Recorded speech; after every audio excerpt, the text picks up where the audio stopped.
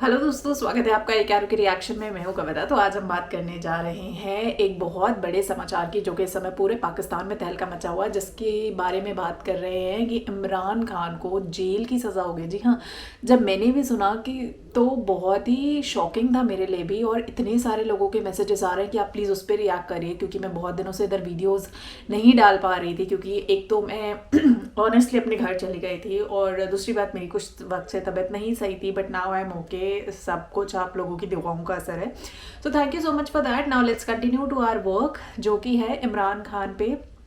आज क्योंकि ये न्यूज़ आई है, तो आई थिंक इसमें देखना भी चाहिए कि ऐसा क्या अचानक से हुआ है। जैसे all of a sudden election से कुछ वक्त पहले उन्हें सज़ा सुना दी गई है, और बहुत सारे और इल्ज़ामात लगे हुए हैं कि उन्होंने कुछ बहुत इम्पॉर्टेंट इन्फॉर्मेशन को भी लीक आउट कर दिया। तो क्या ये बात सही है, क्या ये बात पुख्ता है? क्योंकि बीच में मैंने देखा था बहुत ज़्यादा सीरीज़ भी वायरल थी, पठान को लेके, उनके स्ट्रगल को लेके, उनकी जर्नीज़ को लेके पूरे यूट्यूब पे ये रील्स वायरल हो रही थी।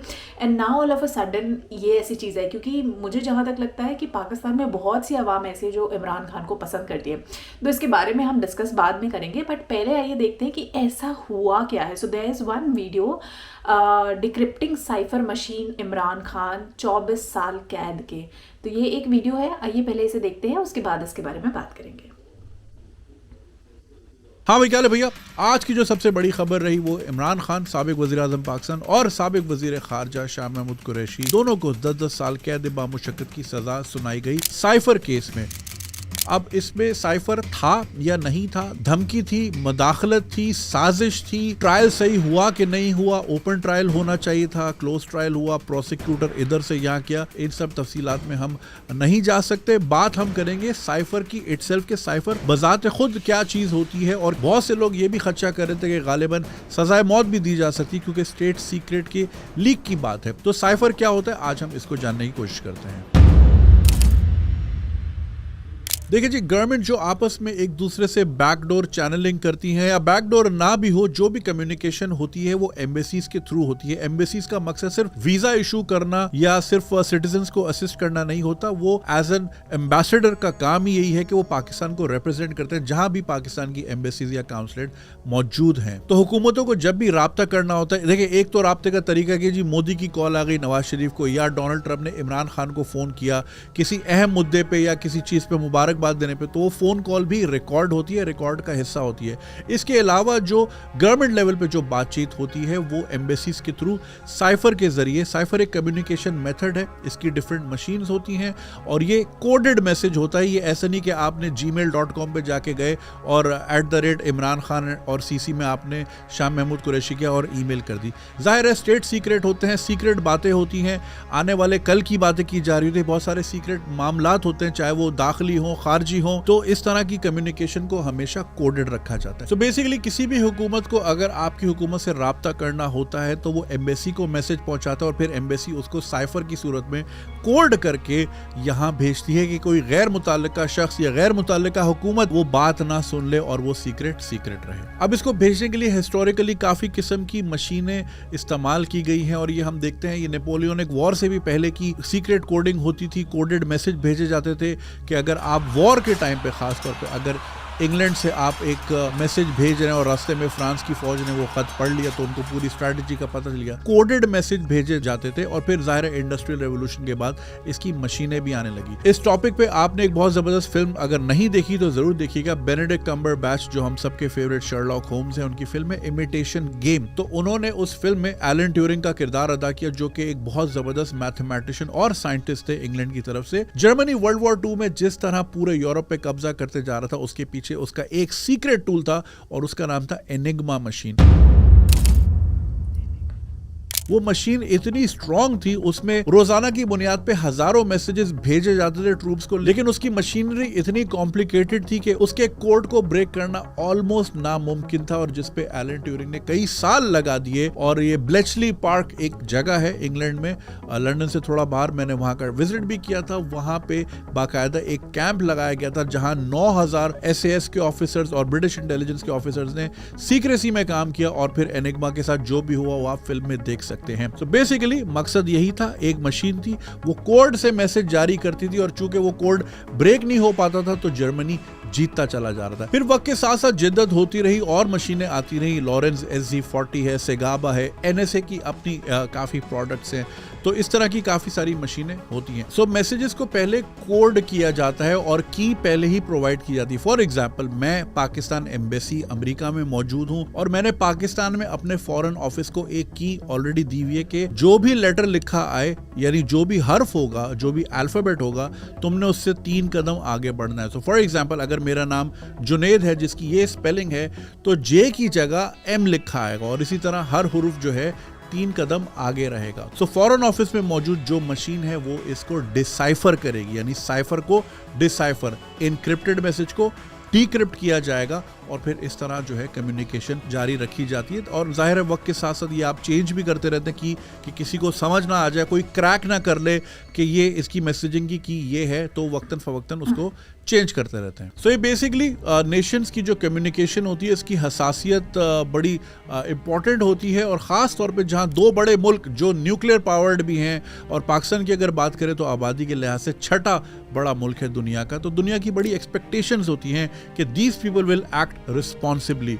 तो ये बड़ा एक सेंसिटिव मामला हो जाता है। इसकी हसासियत का अंदाज़ा हम इस बात से लगा सकते हैं कि जूलियन असांज, जो कि आपको याद होगा विकीलीक्स का एक बड़ा दौर चला था मिड 2000s में और दुनिया भर में उसने तहलका मचा दिया था, उसने इसी किस्म की डिप्लोमेटिक केबल्स लाखों की तादाद में, जो कि रोजाना की बुनियाद पे दुनिया भर में इधर से उधर जारी होती हैं, उसने उनका डेटा एक्सेस किया और दुनिया भर के सामने चट्टा-बट्टा खोल दिया, चाहे वो अमेरिका का हो, इंग्लैंड का हो, इराक वॉर पे उनके मामलात हों, 9/11 से रिलेटेड मामलात हों, या दूसरे मुल्कों में जहाँ पे डिक्टेटरशिप को सपोर्ट करती रही हैं ये डेमोक्रेटिक कंट्रीज वगैरह वगैरह।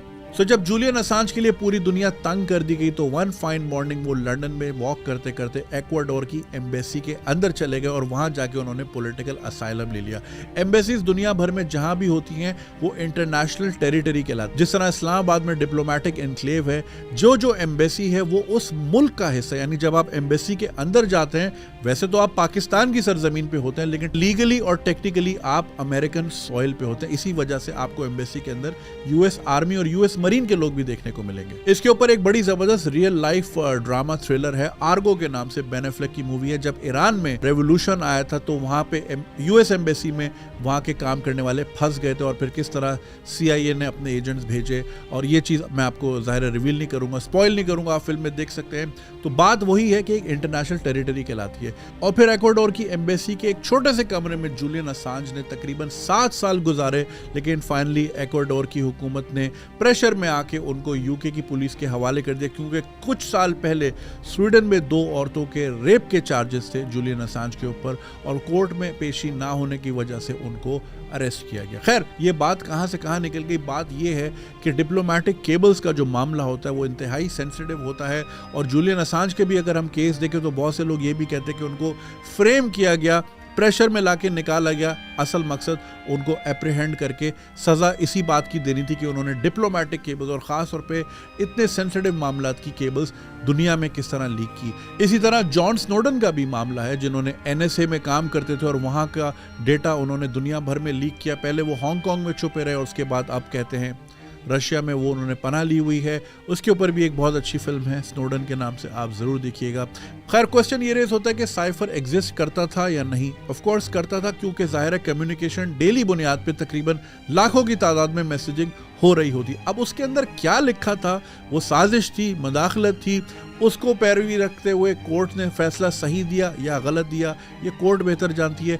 बहरहाल आप लोग कमेंट्स में बता सकते हैं कि आप इस केस को किस तरह देखते हैं, या आप किस तरह फील करते हैं कि इसकी नज़ाकत और सेंसिटिविटी के लिहाज से क्या ये सज़ा सही दी गई, या आपको लगता है कि इसके पीछे पॉलिटिकल वजूहात थी जिसकी वजह से। माय गॉड, पहले तो ये वीडियो बहुत इंटरेस्टिंग थी, बहुत अच्छी इन्फॉर्मेशन पता चली, और जहाँ तक इन्होंने बात साइफर की है तो यस, हम बहुत इजीली इस चीज़ को रिलेट कर सकते हैं, क्योंकि बहुत सारी ऐसी मूवीज़ है, यानी आप जितनी भी मिलिट्री मूवीज़ देखेंगे उसमें अक्सर हमेशा कोड लैंग्वेज के इस्तेमाल कहीं ना कहीं किसी न किसी पार्ट में ज़रूर किया जाता है। क्योंकि अगर मैं मूवीज़ की बात करूँ, फॉर एग्जाम्पल परमाणु जो आई थी, उसमें जब देखिए कि जब वो न्यूक्लियर टेस्ट के लिए कोड लिखा गया था, that's also called a cipher. उसके अलावा आप उरी जैसी मूवीज़ देखते हैं या कोई भी मूवी द गाजी अटैक अगर आप देखते हैं, तो जिस तरह से उन्होंने बोला ना इंस्ट्रूमेंट के भी 2 अलग अलग पार्ट्स होते हैं, तो उसमें चाबियों के 2 पार्ट्स थे डिफरेंट की। जब आप सबमरीन को कमांड करते तो उसमें भी आप देखो कि 2 कीज़ मिलते हैं हमेशा, वन सीनियर कमांडर को और एक जूनियर कमांडर को। तो cipher I mean it was a very good information जो उन्होंने बताई, ये बहुत अच्छा इन्फॉर्मेशन था। मगर रही बात इमरान खान की कि क्या इमरान खान ने ऐसा किया है, अब मुझे समझ नहीं आ रहा कि ऑल ऑफ अ सडन इतने टाइम से सब कुछ था मगर कुछ दिन पहले, इलेक्शन से कुछ दिन पहले ऐसा क्यों? क्या उनकी पॉपुलैरिटी से वहाँ के लोगों को, वहाँ के जो हुक्मरान है इस समय, उनको ये डर था? क्योंकि इतनी सारी चीज़ें तो बहुत पहले से कर रहे होंगे, आई एम श्योर वो साइफर से कम्युनिकेशन बहुत पहले से कर रहे होंगे, मगर एंड मोमेंट क्यों ये सारी चीज़ें पता चली, ये एक बहुत बड़ा सवाल है। और क्या वाकई वो ऐसा कर सकते हैं? बिकॉज वो भी जिस ओहदे पे थे वो भी प्राइम मिनिस्टर रह चुके हैं, तो वो भी जानते थे कि क्या रूल्स हैं, क्या रेगुलेशंस हैं, क्या प्रोटोकॉल्स हैं। So all of a sudden I don't feel like कि वो इस तरह की कोई भी गलती कर सकते, क्योंकि उनको पता होगा कि इसके प्रोटोकॉल्स क्या होंगे और क्या इसका रिजल्ट उनको या क्या खामियाजा उनको भुगतना पड़ेगा। बहरहाल अगर कोर्ट ने फैसला सुनाया तो डेफिनेटली या तो कोई ना कोई क्लू मिला होगा या एक साजिश है, क्योंकि बहुत ज़्यादा डिटेल्स इस पर नहीं आई हैं। तो आप लोगों का इस पर क्या कहना है? आपको क्या लगता है कि ये सही है, गलत है? बट सवाल एक ही है कि इलेक्शन से कुछ वक्त पहले क्यों, यानी 1-1.5 हफ्ता, 3-4 दिन पहले इलेक्शन से क्यों, अभी तक क्यों नहीं? अभी तक सब सो रहे थे, अगर साइफर की बात हो रही थी और ये मुद्दे लेके आ रहे थे, तो अभी तक क्यों नहीं? तो सवाल एक ही है, जवाब बहुत सारे हैं, ख्यालात बहुत सारे हैं। आप बताइए कमेंट करके आपको कैसा लगा, और अगली वीडियो मुझे ज़रूर कमेंट करके बताइएगा। मैं मिलती हूँ आपसे अगले वीडियो में, तब तक के लिए bye bye, take care, good night, अपना ध्यान रखिएगा।